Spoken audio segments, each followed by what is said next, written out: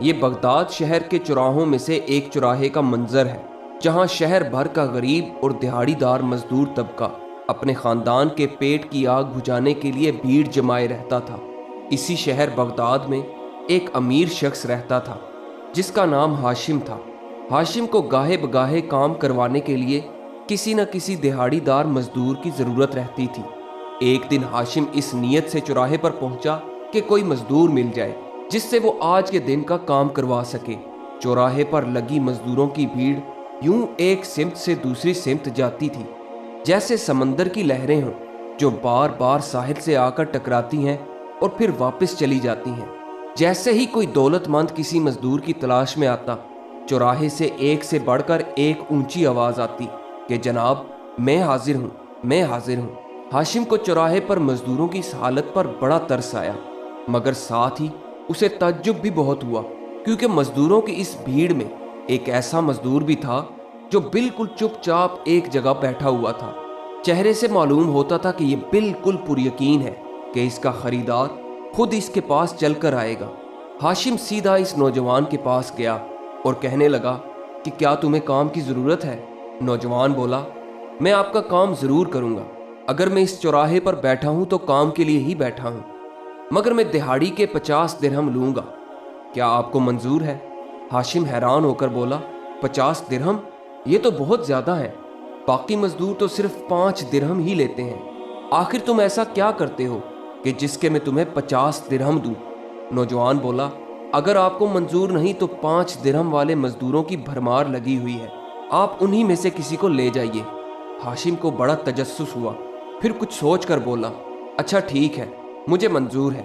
نوجوان بولا، ذرا رکیے، میری کچھ شرائط بھی ہیں، ان کی منظوری کے بغیر میں کبھی مزدوری پر نہیں جاتا۔ ہاشم حیرت سے بولا، کیا کہا؟ اے نوجوان، شرطیں تو مالکوں کی ہوتی ہیں اور اس حساب سے شرطیں لگانے کا اصل حقدار میں ہوں۔ نوجوان بولا، اگر آپ میری شرائط منظور نہیں کرتے تو میں آپ کے ساتھ ہرگز نہیں جاؤں گا۔ ہاشم بولا، اچھا ٹھیک ہے، ذرا بتاؤ کہ تمہاری شرطیں کیا ہیں؟ نوجوان بولا، میری پہلی شرط یہ ہے کہ میرے بارے میں آپ مجھ سے کوئی سوال نہیں کریں گے۔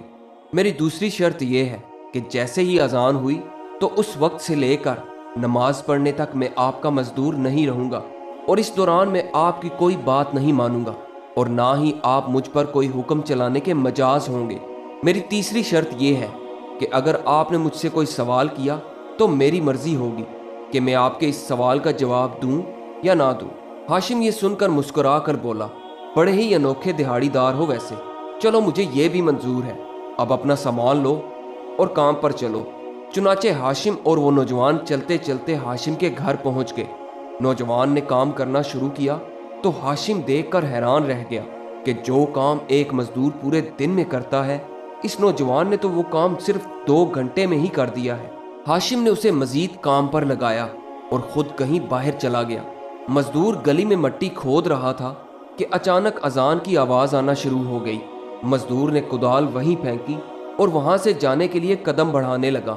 جب ہاشم کے بیٹے نے دیکھا کہ مزدور مٹی کے ٹیلے گلی میں ہی چھوڑ کر جا رہا ہے تو اس نے کہا، اوئے ذرا رکو، اس مٹی کو تو برابر کرتے جاؤ۔ نوجوان بولا، خاموش، اس وقت میں تمہارے باپ کی بھی نہیں سنوں گا۔ جب اذان ہو جاتی ہے تو میں دنیا کا ہر کام بھول جاتا ہوں اور صرف اسی کی سنتا ہوں جو سب کچھ سننے اور جاننے والا ہے۔ اگر تم چاہو تو مٹی کو خود ہی برابر کر سکتے ہو، ویسے بھی میری تمہارے باپ سے بات ہو چکی ہے۔ چنانچہ نوجوان نماز پڑھ کر واپس آیا اور دوبارہ کام پر لگ گیا۔ اتنے میں ہاشم باہر سے واپس آیا اور نوجوان سے پوچھا، کیا میں تمہارے لیے کھانا لاؤں؟ نوجوان کہنے لگا کہ میں روزے سے ہوں۔ ہاشم بہت حیران ہوا اور سوچنے لگا، ابھی تو رمضان شروع بھی نہیں ہوا اور یہ نوجوان نفلی روزے رکھ کر مزدوری کر رہا ہے۔ جب شام کا وقت ہونے لگا تو ہاشم بولا، اے نوجوان، یہ لو تمہارے 50 درہم، ویسے تمہارا نام کیا ہے؟ نوجوان بولا، حضور، میں نے آپ سے کہا تھا کہ جس سوال کا جواب میں نہ دینا چاہوں آپ اس سے متعلق مجھ سے پوچھنے کا جواز نہیں رکھتے، لہٰذا میں آپ کے اس سوال کا جواب دینے سے قاصر ہوں۔ امید ہے آپ برا نہیں منائیں گے۔ اچھا، خدا حافظ۔ یہ کہہ کر وہ وہاں سے چل پڑا اور ہاشم حیرت سے اسے دیکھتا رہا، مگر دل میں تجسس لیے جیسے تیسے اس نے رات گزاری اور اگلے روز دوبارہ چوراہے پر پہنچ گیا۔ एक बार फिर मजदूरों का जत्था अपने दिन भर के मालिक की तलाश में शोर बर्पा कर रहा था, मगर आज वो नौजवान मजदूर वहां मौजूद नहीं था। हाशिम ने दूसरे मजदूरों से पूछा तो उनमें से एक ने बताया कि हुजूर वो सिर्फ पीर और हफ्ते वाले दिन ही आता है। ये सुनने के बाद हाशिम वहां से घर की तरफ चल पड़ा। अभी वो कुछ ही देर चला होगा कि एक बूढ़े आदमी ने पीछे से आवाज दी, बेटा जरा बात सुनो। ये एक इंतहाई ज़ईफ शख्स की आवाज थी जो बमुश्किल ही चल पा रहा था। इस ज़ईफ शख्स ने कहा, क्या आप मुझे कुएं वाले दरख्त के पास छोड़ देंगे? हाशिम बोला, जी ज़रूर छोड़ दूंगा, मगर आप वहां क्यों जाना चाहते हैं? ज़ईफ आदमी बोला, दरअसल मेरा बेटा काफ़ी अरसे से बीमार है और आज मेरे बेटे की दवा ख़त्म हो गई है, मगर मुझे ज़र्रा बराबर भी कोई गम नहीं है, क्योंकि मुझे इस बात का यकीन है कि अल्लाह ने मेरे बेटे के लिए हफ्ते भर की दवा का बंदोबस्त कर रखा है। तुम बस मुझे वहां पहुंचा दो, खुदा तुम्हें इस नेकी का अजर देगा बेटा। हाशिम जो पहले ही हैरान और परेशान था, इस बूढ़े की बातें सुनकर हैरत की गहराइयों में चला गया। इसने ज़ईफ शख्स को कुएं के दरख्त के पास छोड़ा और खुद एक तरफ छुप कर देखने लगा कि आखिर मैं भी तो देखूं कि ज़ईफ शख्स को दवा कहां से पहुंचती है। कुछ देर इंतजार करने के बाद अचानक तेज कदमों से एक आदमी चलता हुआ आया, जिसने अपना चेहरा नीले रुमाल से छुपाया हुआ था। वह आदमी वहां पहुंचा और कहने लगा, ए बुजुर्गवार, मुझे माफ करना, आज जरा देर हो गई। इस आदमी ने अद्वियात का थैला इस ज़ईफ शख्स को पकड़ाया और जाने के लिए पलटा ही था कि ज़ईफ शख्स ने उसका हाथ पकड़ लिया और बोला, ए खुदा के नेक बंदे, मुझे अपना चेहरा तो दिखाओ, मैं अपने मोहसिन को अपनी आंखों से देखकर दुआ देना चाहता हूँ। नीले रुमाल वाला आदमी बोला, ए बुजुर्गवार, यकीन मानिए इसमें मेरा कोई कमाल नहीं, बस यही समझ लें कि उस नीले आसमान वाले ने इस नीले रुमाल वाले को आपकी मदद करने का वसीला बनाकर भेजा है। ये कहते ही नीले रुमाल वाला वहां से वापस चला गया। हाशिम छुपकर ये सारा माजरा देख रहा था और एक लम्हे के लिए तो भूल ही गया कि वो तो इस नौजवान मजदूर की तलाश में आया था। वो दौड़ता हुआ इस ज़ईफ शख्स के पास गया और पूछने लगा कि ये आदमी कौन था जो आपकी बेलौस मदद करने आया। ज़ईफ आदमी ने जवाब दिया, मैं इस आदमी को नहीं जानता, मैं तो बस इतना जानता हूँ कि जब भी मेरे बेटे की दवा ख़त्म होती है तो मैं यहाँ आ जाता हूँ और ये नीले रुमाल वाला आदमी मुझे हर दफ़ा ये दवा दे जाता है। हाशिम ने ज़ईफ आदमी को इसके घर छोड़ा और वापस अपने घर आ गया। अगले रोज़ वो शहर के चौराहे पर दोबारा गया और उसने देखा कि वाकई वो नौजवान मजदूर वहाँ मौजूद नहीं था, मगर आज हाशिम उस दिहाड़ीदार के साथ साथ उस नीले रुमाल वाले आदमी को भी ढूंढ रहा था, मगर बेसूद, दोनों में से कोई भी ना मिला। वो तजस्सुस के आलम में बगदाद के गली मोहल्लों में उन्हें ढूंढने लगा। अचानक उसने महसूस किया कि साथ वाले घर से कुछ बच्चों के चीखने और चिल्लाने की आवाज़ें आ रही हैं और माँ उन बच्चों को दिलासा देने की कोशिश कर रही है। वो अपने बच्चों से बार बार यही कह रही थी कि फिक्र ना करो, वो अभी आता होगा। हाशिम अभी ये सारा माजरा देख ही रहा था कि एक घुड़सवार हफ्ते भर के राशन के साथ इस घर में दाखिल हुआ। ये वही नीले रुमाल वाला आदमी था। हाशिम दरवाजे के करीब गया तो देखा कि छोटे बच्चे जो अभी भूख से बिलक रहे थे, वो मारे खुशी के नीले रुमाल वाले से लिपट लिपट कर मोहब्बत का इजहार कर रहे थे और उनकी माँ अपने दोनों हाथ उठाकर उसे दुआएं दे रही थी। हाशिम अभी ये सारा मंजर देख ही रहा था कि नीले रुमाल वाला आदमी दरवाजे से बाहर निकला। हाशिम ने उसे रोका और पूछा, ए बंदे खुदा, तुमने तो मुझे अपना गिरवीदा बना लिया है, मुझे बताओ तुम कौन हो? अगर तुम मुझे अपने साथ रख लो तो खुदा की कसम मैं सारी उम्र तुम्हारी गुलामी करूंगा। नीले रुमाल वाले ने इसकी तरफ एक लम्हे के लिए बगौर देखा, गोया उसे देखकर मुस्कुरा रहा हो। दूसरे ही लम्हे वो घोड़े पर सवार हुआ और बिना कुछ कहे वहां से हवा की तरह चला गया। जब नीले रुमाल वाला वहां से चला गया तो हाशिम इस औरत के घर में दाखिल हुआ। खस्ता हाल मकान अपनी आप बीती अपनी हालत से बयान कर रहा था कि ये एक बेवा औरत का मकान है।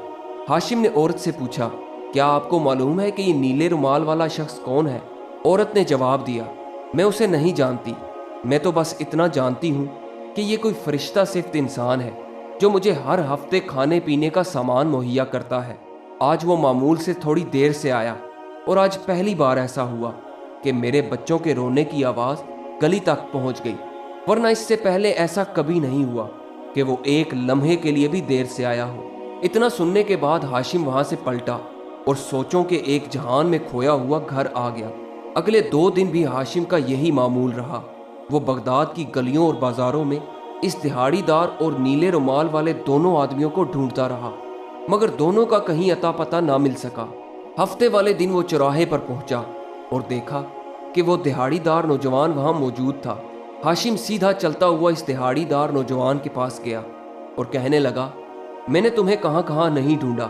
बाकी मजदूरों से पूछा तो उन्होंने बताया कि तुम सिर्फ पीर और हफ्ते वाले दिन ही आते हो। चलो अब मेरे साथ चलो, मैंने भी ठान ली है, चाहे तुम पीर को आओ या हफ्ते को, काम तो मैं तुमसे ही करवाऊंगा। नौजवान दिहाड़ीदार बोला, मगर मेरी शर्तें तो याद है ना? हाशिम बोला, हाँ हाँ अच्छी तरह याद है। नौजवान दिहाड़ीदार बोला, मगर हफ्ते वाले दिन मेरी मुआवजे की शर्त बदल जाती है। हाशिम मुस्कुरा कर बोला, तो क्या तुम अब हफ्ते वाले दिन मुझसे 50 की बजाय 100 दिनार लोगे? नौजवान दिहाड़ीदार बोला, नहीं, हफ्ते वाले दिन मैं सिर्फ 3 दिनार लेता हूँ। हाशिम कहने लगा, भाई तुम्हारी शर्तें तो मुझे हर बार हैरान कर देती हैं। क्या तुम मुझे बता सकते हो कि तुम पीर वाले दिन 50 लेते हो मगर हफ्ते वाले दिन सिर्फ 3? आखिर ऐसा क्यों? नौजवान दिहाड़ीदार बोला, हुजूर मैंने आपसे कहा था कि जिस सवाल का जवाब मैं ना देना चाहूँ नहीं दूंगा। चुनाचे हाशिम ने इस दिहाड़ीदार मजदूर को अपने साथ लिया और घर जाकर काम पर लगा दिया। अगले कई महीनों तक यही सिलसिला चलता रहा। हाशिम हर पीर और हफ्ते को चौराहे पर जाता और नौजवान दिहाड़ीदार हर बार अपनी शर्तें याद करवाता। हाशिम हर बार उसकी शर्तें सुनने के बाद उसी से ही काम करवाता। इस दौरान वो बगदाद के गली बाजारों में भी घूमता रहा और अक्सर औकात उसे नीले रुमाल वाला आदमी भी नजर आ जाता। हर बार उसे किसी न किसी मजबूर और लाचार की मदद करते हुए पाता। इसने कई बार उसे रोक कर पूछने की कोशिश की कि आखिर वो कौन है और कहाँ से आता है, मगर हर बार वो आदमी इसे कुछ लम्हे के लिए देखने के बाद वहाँ से चला जाता। एक रोज़ हाशिम चौराहे पर इस दिहाड़ीदार मजदूर को लेने गया तो उसे वहाँ ना पाया। उसने दूसरे मजदूरों से पूछा तो उन्होंने बताया कि हुजूर आज वो नहीं आया। हाशिम ने पूछा कि क्यों नहीं आया? मजदूरों ने जवाब दिया, हुजूर आज उसकी तबीयत नासाज है, मगर इसने आपके लिए एक पैगाम भेजा है कि फलां गली के नुक्कड़ पर इस नाचीज़ का मकान है। हुजूर इसने कहा था कि वो वहाँ आपका इंतज़ार करेगा। हाशिम ने जब ये सुना तो दौड़ता हुआ इस मकान की तरफ गया। वहाँ पहुंचकर इसने दस्तक दी तो अंदर से आवाज़ आई, हुजूर अंदर आ जाइए, दरवाज़ा खुला है। हाशिम जब अंदर गया तो देखा कि दिहाड़ीदार की हालत बहुत गैर थी और जिस्म कांप रहा था। दिहाड़ीदार नौजवान ने कहा, हुजूर मौत बरहक है, कोई नहीं जानता कि मौत कब आ जाए। मुझे लगता है कि मेरा वक्त आन पहुंचा है। अगर आज रात मेरा इंतकाल हो गया तो हुजूर से दरख्वास्त है कि मेरे मरने के बाद मेरे कुछ काम कर दीजिएगा, अल्लाह इसका आपको अजर देगा। मैं आपके हर उस सवाल का जवाब देना चाहता हूँ जिसका आप मुझसे इसरार करते थे। इतना कहने के बाद इसने पास पड़े हुए एक छोटे से संदूक को खोला और इसमें से एक पीतल की हंडिया निकाली जिसका मुंह ढक्कन से अच्छी तरह बंद हुआ था। नौजवान ने पीतल की हंडिया हाशिम को देते हुए कहा, हुजूर बगदाद के चौराहे के करीब एक दरख्त है, ये हंडिया लेकर आप उस दरख्त के नीचे खड़े हो जाना और तब तक वहाँ खड़े रहना जब तक एक सफ़ेद दाढ़ी वाले बुजुर्ग वहाँ ना आ जाएं। वो आपसे इस हंडिया का तकाजा करेंगे, आप ये हंडिया उनके हवाले कर देना। फिर इसने एक अंगूठी हाशिम को देते हुए कहा, हुजूर ये अंगूठी खलीफा की अमानत है, ये आप उसे पहुंचा दीजिएगा। मुझे मालूम है कि वो आपसे बात करने पर आसानी से आमादा ना होगा क्योंकि आखिर वो बादशाह है। हुजूर मेरी तीसरी दरख्वास्त ये है कि मेरे इस दुनिया से चले जाने के बाद मेरे मुर्दा जिस्म को चारपाई समेत बाहर गली में रख देना, मेरे कफन दफन का इंतज़ाम हो जाएगा। नौजवान से अंगूठी और पीतल की हंडिया लेते हुए हाशिम ने कहा, मैं तुम्हारे काम बखूबी अंजाम दूंगा, मगर मेरे सवालों के तो तुमने जवाब दिए ही नहीं। तुम कौन हो? तुम्हारा नाम क्या है? हफ्ते वाले दिन सिर्फ 3 दिरहम लेकर तुम पूरा दिन काम करते हो, मगर पीर वाले दिन तुम 50 दिरहम लेते हो। नौजवान बोला, अगर आपने मेरे ये सारे काम कर दिए तो आपको आपके हर सवाल का जवाब ज़रूर मिल जाएगा। अब मैं आपसे दरख्वास्त करता हूँ कि मुझे अकेला छोड़ दें, मैं अपने रब के साथ तन्हाई चाहता हूँ। आज रात मैंने बड़ी लंबी माफ़ी मांगनी है। हाशिम बोला, आखिर मैं तुम्हें इस हाल में कैसे छोड़ जाऊँ? मगर नौजवान के इसरार करने की वजह से हाशिम ना चाहते हुए भी वहाँ से आ गया। उस रात हाशिम बुरी तरह बेचैन रहा, पूरी रात करवटें बदलते बदलते गुजार दी। اللہ اللہ کر کے سورج نے جب شفق کی سرخی بکھیری تو اس نے فوراً نوجوان دہاڑی دار کے گھر کی طرف دوڑ لگا دی۔ جب وہ وہاں پہنچا تو دیکھا کہ دروازہ تو پہلے سے ہی کھلا ہے۔ ہاشم گھر کے اندر داخل ہوا تو خوشگوار ہوا کے جھونکے اس کا استقبال کر رہے تھے۔ جب کمرے میں جا کر دیکھا تو پتہ چلا کہ نوجوان کی روح تو پرواز کر چکی ہے۔ ہاشم کی آنکھیں اس منظر کو دیکھ کر آنسوؤں سے تر بتر ہو گئیں۔ اس نے وصیت کے مطابق نوجوان کے جنازے کو باہر گلی میں رکھ دیا اور تیزی کے ساتھ دوڑتا ہوا چوراہے کی طرف بھاگا اور ہنڈیا لے کر اس درخت کے پاس کھڑا ہو گیا جس درخت کا اس نوجوان نے ذکر کیا تھا۔ کچھ ہی دیر بعد لوگوں کا تانتا بندنے لگا۔ وہ سب کے سب لوگ غریب اور بدحال تھے۔ ہاشم ان سب کو دیکھ کر حیران رہ گیا کہ آخر لوگ یہاں کیوں جمع ہونا شروع ہو گئے۔ وہ سب کے سب افسردہ چہروں کے ساتھ اس پیتل کی ہنڈیا کو دیکھ رہے تھے۔ کچھ ہی دیر بعد ایک سفید داڑھی والے بزرگ وہاں آئے اور ہاشم سے ہنڈیا لینے کے لیے ہاتھ آگے بڑھایا۔ ہاشم نے ہنڈیا ان بزرگ کے حوالے کر دی۔ بزرگ نے پرنم آنکھوں سے ہنڈیا کو کھولا اور اس میں ہاتھ ڈال کر باہر نکالا تو ہاتھ میں ایک نیلا رومال موجود تھا اور اس میں سے 2 درہم کھن کھن کرتے ہوئے زمین پر گر پڑے۔ در حقیقت یہ وہی نیلا رومال تھا جسے غریبوں کا مددگار انسان اپنا چہرہ ڈھانپنے کے لیے استعمال کرتا تھا۔ بزرگ کے ہاتھ میں نیلا رومال دیکھتے ہی چوراہا چیخو پکار اور آہو بکا سے گونج اٹھا۔ چوراہے پر کوئی بھی شخص ایسا نہ تھا جس کی آنکھوں میں آنسو نہ ہو۔ ہاشم نے جب یہ سارا منظر دیکھا تو اپنے بہتے آنسوؤں کو روک نہ سکا۔ اس پر یہ راز کھل چکا تھا کہ وہی نوجوان دہاڑی دار دراصل نیلے رومال والا آدمی تھا۔ سفید داڑھی والے بزرگ نے ہاشم کی طرف دیکھتے ہوئے کہا، تم صحیح سمجھے، یہ وہی اللہ والا نوجوان ہے جو ہفتے میں 2 دفعہ مزدوری کرتا تھا، پیر کو 50 درہم لے کر غریبوں کی مدد کرتا اور ہفتے کو جو 3 درہم لیتا تھا اس سے پورا ہفتہ خود گزارا کرتا تھا، اور جس دن بھی یہ فارغ ہوتا تھا یہ صرف اللہ کی یاد میں مشغول رہتا تھا۔ اور اس رومال میں سے نیچے گرنے والے 2 درہم جو تم نے دیکھے یہ وہ اپنے کفن دفن کے لیے چھوڑ گیا ہے۔ جن لوگوں کی وہ مدد کیا کرتا تھا ان سب کو اس نے بتا رکھا تھا کہ اگر کسی دن میں تمہاری مدد کے لیے نہ آؤں تو تم سب لوگ اس چوراہے پر اس درخت کے قریب اکٹھے ہو جانا۔ اگر تم لوگوں کو یہ ہنڈیا اور رومال مل گیا تو سمجھ جانا کہ میں اس دنیا سے چلا گیا ہوں۔ ہاشم نے اس بزرگ سے پوچھا، مگر یہ نوجوان آخر تھا کون؟ کوئی اس کا والی وارث بھی تھا کہ نہیں؟ بزرگ نے جواب دیا، اس بات کا تو مجھے علم نہیں، مگر میں اتنا ضرور جانتا ہوں کہ آج بغداد میں بہت سارے گھروں کے چولہے نہیں جلیں گے، بہت سے بیماروں کو دوا دینے والا مسیحا نہیں ملے گا، کتنی بیواؤں کے بچے بھوک سے بلبلائیں گے میں نہیں جانتا۔